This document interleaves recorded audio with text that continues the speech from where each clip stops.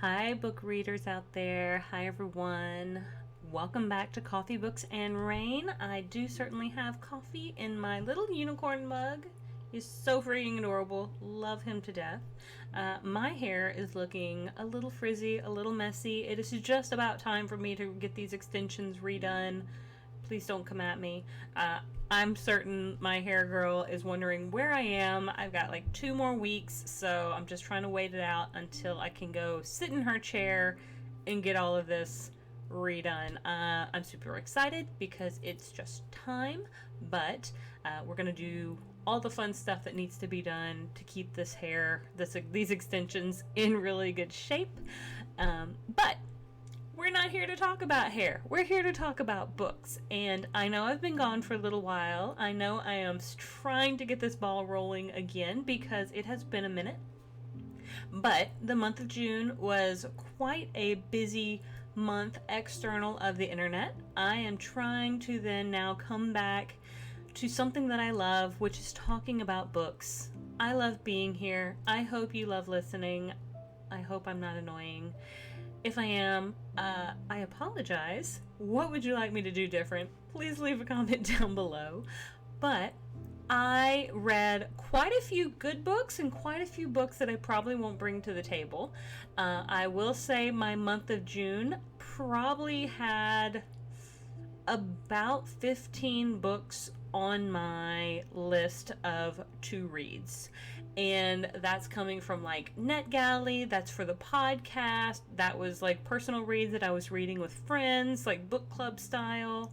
So I probably had about 15 books that I needed to read, and so some of those books I am now doing episodes for you guys to talk about. Now, I know it's July, so some of these books are already going to be out, but that's okay because even though I don't plan on doing spoilers, I hope you can then go out, if you like them, and go find them and consider either putting them on your TBRs, adding them to your cart, or at least maybe following these authors to see what else they come up with. Because if I bring it to the table for you guys, it's usually a book that I really enjoyed. I don't like to bring you books that maybe I didn't fully enjoy.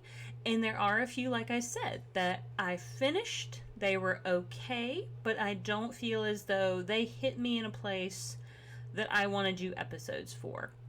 Some of them I do. And this one I do. And this one is called Foul Days by Genoveva Dimova. And not only is that name beautiful, I love her name, Genoveva Dimova. Foul Days is number one of the Witch's Compendium of Monsters. So I think we as readers are going to be in for a treat as more books hopefully come out in this series. I picked it up because I love a good witchy vibe. I love monsters in general. I like dark gothic. I like all that sort of fun stuff. Even though it's the summertime, even when it's bright and hot and all this sort of stuff, I kind of like to close up my apartment, close my curtains, have my cup of coffee, and read a book that is kind of going to give me those little spooky vibes.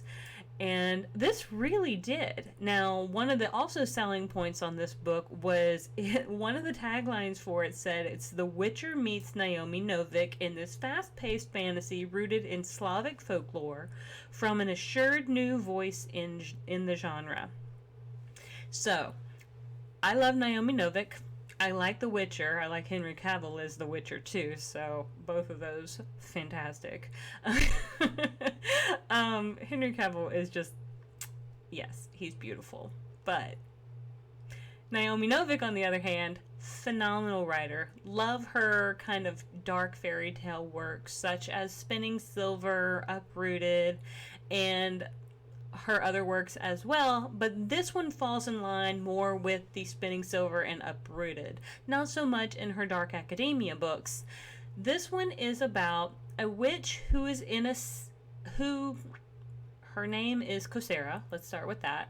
The witch's name is Kosera, and she's kind of got her own personal demons that she's facing. She's got a past that's kind of mysterious when we first meet her. She's got a dead sister that we learn about who is still kind of haunting her. And it is the eve of what they call foul days. And in Chernograd, which is her city that she lives in, now it has been walled off from pretty much the rest of the world. Monsters roam the city for about a fortnight, or about something like about 14 days or so, until a specific day when the city is blessed, and then the monsters are dormant for the next year until New Year's, and then they come back out for that period of time again. So Kosera has pretty much been prepping this whole year, and the Witches' Council has also been putting out pamphlets and leaflets and that sort of thing to help prepare people for these foul days. And it's pretty commonly known that on these foul days, you pretty much just hunker down wherever you are, and you just try to stay safe. You stay away from the monsters that lurk in the night. There are umpirs, which are very much like vampires. There are others, like there's the Zmei. There's ones that are like werewolves, but because I was listening to an audiobook version, I wasn't able to read the way the words were spelled, so some of them are just like in my head as words, and so I'm like, I wish I could have seen some of these words on page to try to pronounce them. However, there is an appendices sort of in the end of the audiobook that kind of talks more about the compendium of monsters, and talks about these. So this is what an umpier is, and this is what like the lycanthropy does, and these are all the different Slavic folkloric monsters that kind of come out on these nights. And it's so very cool because I feel as though I've run across some of these monsters in the past in other books and in other ways, and in this particular book they are pretty much running rampant through the cities, and there are different ways for these individuals to kind of fend them off and fight them off, whether it be to ask them a riddle or to dance for them or things like that. There's lots of different ways, but the Zmei is known as the Tsar of Monsters, and he is hunting Kosera. She has been trying to avoid him for quite a few years, and she is always on the edge of just staying out of his reach. But we do learn a couple things, and again, I'm not trying to spoil this for you, but we learn a couple of things about why he wants her back. And one of the things that happens pretty early on is, though Kosera is a witch, she trades her shadow for some protection, some safety. And in that moment of weakness, she loses her witchy abilities, and she also is taken from Chernograd across the wall to Belgrade, to a place that is much more monster free. And it's very weird to her because not only is she now without her shadow, and so she is slowly but surely dying, because a witch is going to pretty much fade away without her shadow. She's now been pulled away from this town that she loves so much, that she has spent her whole life protecting.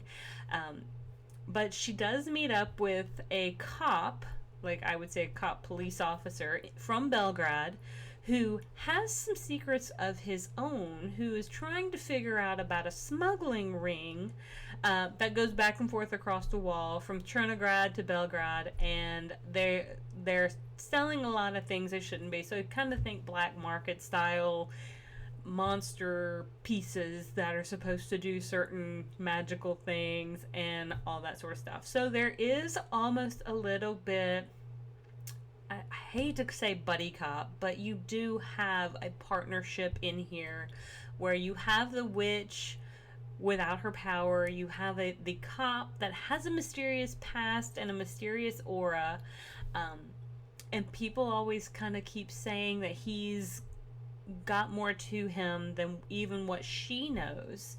Then her not knowing who she can trust with her friends, because every time she thinks she can trust one of the friends, the next one like betrays her in some way. So she's like always on the edge of not knowing who to trust. She's not even certain if she can fully trust this cop guy, and it just seems as though everyone's out for themselves, and she's got no real place to turn or to turn to, and so she's struggling. So coffee does a body good, I tell you what. I really liked this book. I thought it was fairly action packed, but it also kind of presented Slavic folklore in a different way. Though we get those nuggets of what I would think of as fairy tale fantasy, it does have some bits of like slightly modern vibes. Now, I do not picture this happening like right now in modern society right now. Like, I still picture it being like kind of an old world Victorian England esque time period. However, I think that it has its place in what I would think of as non-period writing. I don't know if that makes sense, but and I think that just has to do with the way they interact with each other. There is a hospital. They don't seem to be lacking some of the necessities. However, they still have some of these old traditional sorts of things, such as like they're still believing, like they still have witchcraft shops and all these sorts of things that I just think are really cool. Definitely a home run read for me. Personally loved it. I love anything that has to do with presenting folklore in a different way, myths and mythologies from different cultures. We get the dark witchy vibes. We get that kind of brooding atmosphere, monsters lurking in shadows, questionable friendships, and all that sort of stuff. So for me, this was spot on with what I was looking for. I would give it 4.5 stars because I do still think we can do just a little bit of work. I think there was a lot going on, and every once in a while it was a little chaotic. That's probably my only critique. I like the fact that Kosara wasn't quote unquote the chosen one, and that there's like, she just wrong place, wrong time a lot of the time, and now she's kind of working with this guy to try to fix a problem that she didn't really start, but in a way she kind of exacerbated a problem. So there is a level of what I would call urban fantasy, and maybe that's what I was trying to say earlier, is that's why I don't like place it so far back. Like, there is a little bit of urban fantasy vibe to it. So but they're fairy tale-esque writing style as well. So highly enjoyable, well crafted and entertaining. I thought it was well worth the read. I hope you'll give it a chance too. Again, covers right here, Foul Days by Genoveva Dimova. Like I said, beautiful name. I truly am so sorry if I have butchered it in any way. But I cannot wait to see what more comes out of this world, because now that she has set the foundation for it, I think we can continue rolling with next iterations, next in the series, to continue learning more about these monsters and the dynamic between Kosara and her buddy cop friend. And like that's just how I'm going to refer to it, because like about halfway through I just kind of like started thinking of like, are they like bad boys? It's bad boys too. But not really. It wasn't that campy. I just really liked their dynamic. I thought they were like, there's emotion but there's humor as well. Like I said, I got it from NetGalley. This is my honest review. I give it 4.5 stars, and I hope you will give it a chance. I think this book, let me just double check. This book probably came out already, but I just want to confirm. Yes, June 25th. So by the time that I have released this episode for you all, this book should be out from Tor Trade, so possibly in paperback. It's about 350 pages. I thought it went quickly, so well worth the read. Until next time, thank you so much for tuning in. Thank you so much for being here with me. I hope you will like and subscribe. I hope you'll leave a comment down below. I want to know what's your favorite monster. Just in general, what is your favorite monster from any lore? What is your favorite monster / cryptid? And let's just throw in cryptids as well, because I think they are valid too. But anyway, until next time, thank you so much for joining me on this journey, and we'll see you on the next page.